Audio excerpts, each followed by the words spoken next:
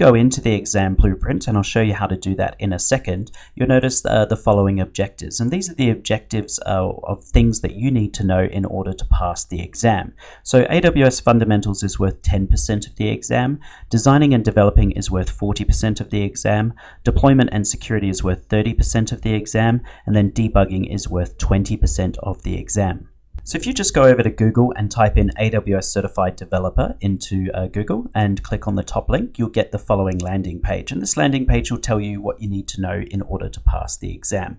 So if you scroll down and then have a look under here, under exam overview, you'll notice that you get 80 minutes to complete the exam. It also tells you what the practice exam fees are and what the actual exam fee itself is. But you'll notice there's no pass mark, and it won't tell you how many questions there are in the exam. Now, the reason for that is because it can change. So when I first did this exam at the beginning of January 2015, the pass mark was roughly about 67%, and there was 55 questions on the exam.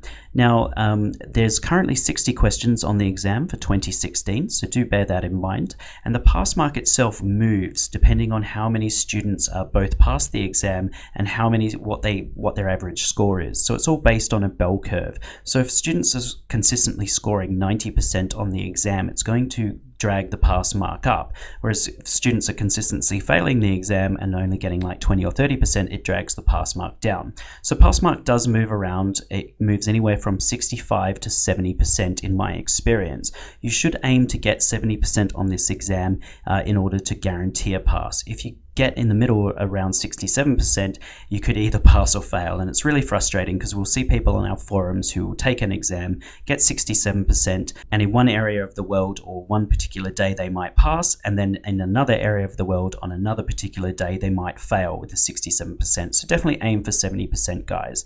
Now if you scroll back up and you go across to here under prepare for your exam, you can click on the download the exam guide.